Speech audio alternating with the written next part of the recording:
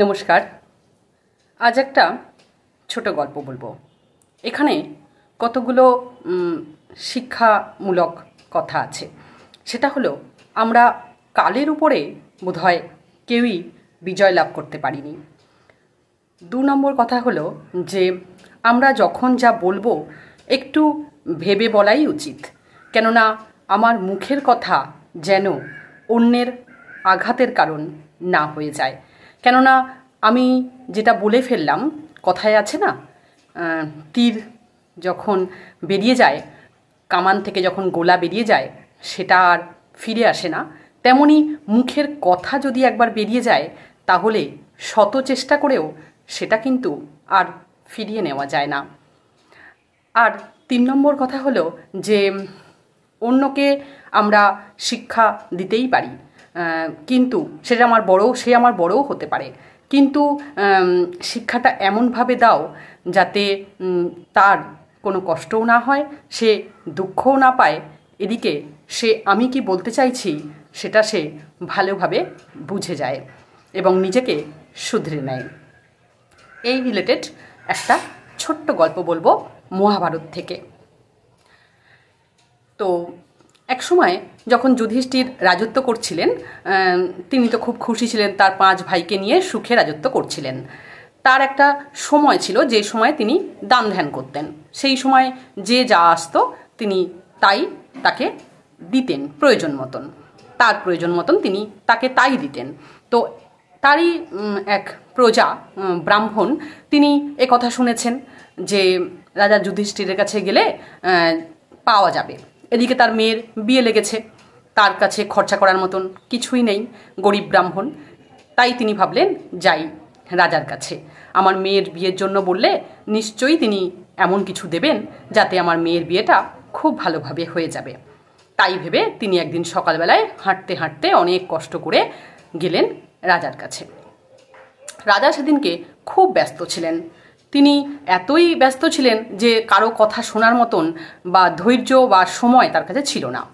তখন তিনি, সেই ব্রাহ্মণ যখন তার কাছে গেল এবং গিয়ে কিছু বলতে চাইল রাজামশাইকে যে আমার কথাটা একটু শুনুন, যুধিষ্ঠির তখন বলল, তুমি কাল এসো, বুঝলে, আমার আজকে কথা শোনার একদম সময় নেই। বলল, আমার কিছু চাওয়ার আছে। তখন রাজা যুধিষ্ঠির বলল, হ্যাঁ ঠিক আছে দেবো, কিন্তু তুমি কাল এসো। হ্যাঁ, কালকে তোমার সমস্যার সমাধান হয়ে যাবে, কালকে তোমার কথাও শুনবো, আর তুমি যা চাও তোমাকে দিয়ে দেবো, তুমি আজ যাও। তখন ব্রাহ্মণ খুব কষ্ট পেলেন, দুঃখী মন করে তিনি ফিরে আসছেন। তো কিছু দূর থেকে ভীম আসছিল। তো তিনি দেখলেন যে রাজা যুধিষ্ঠিরের ওখান থেকে যেই বেরিয়ে আসে সেই খুব খুশিতে আনন্দের সঙ্গে বেরিয়ে আসে, কেউ তো দুঃখী হয়ে ফিরে আসে না। তো আজকে এই ব্রাহ্মণের কি এমন হলো যে উনি দুঃখ মন নিয়ে মুখ নিয়ে ফিরে আসছেন?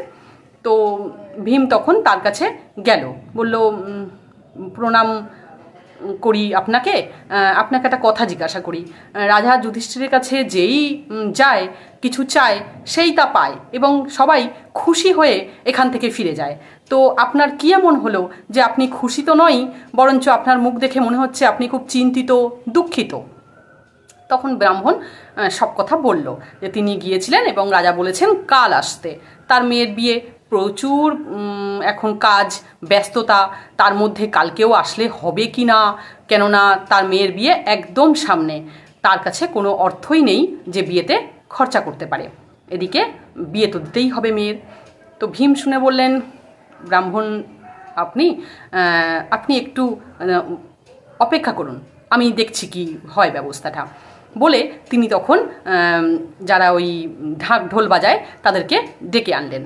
ডেকে এনে তিনি প্রচার করতে শুরু করলেন যে ঢাক ঢোল বাজিয়ে একদম ঘুরে ঘুরে বলতে লাগলেন যে রাজা যুধিষ্ঠির কালের উপরে বিজয়ী হয়েছেন। তিনি এমনই রাজা তিনি কালকে জয় করেছেন। তো এটা যখন ঢেড়ি পিটিয়ে তিনি বলছেন সারা রাজ্যে, তখন রাজা যুধিষ্ঠিরের কানে যখন গেল তখন তিনি ভাবলেন, এটা কি বলছে ভীম, কালের উপরে জয় কেউ পেয়েছে নাকি, এসব কি বলছে?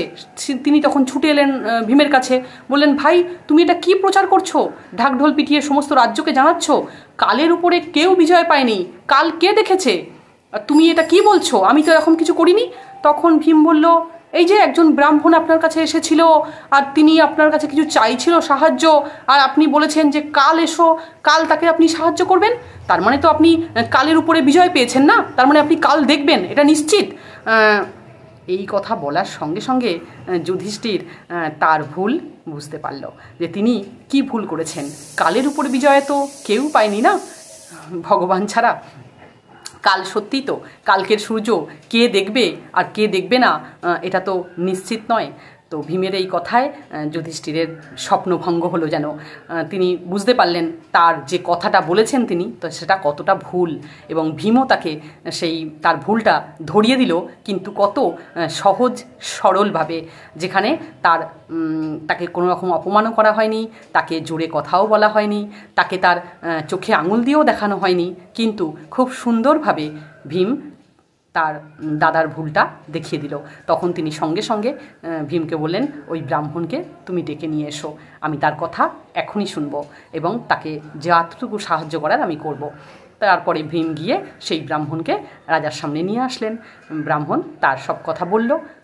তখন রাজা তাকে যথাসাধ্য তার মেয়ের বিয়ের জন্য সাহায্য করলো, এবং তখন ওই ব্রাহ্মণ সেই সাহায্য নিয়ে খুশি খুশি মনে সকলকে আশীর্বাদ করে তার মেয়ের বিয়ে দেবে বলে বাড়ির পথে পা বাড়ালো।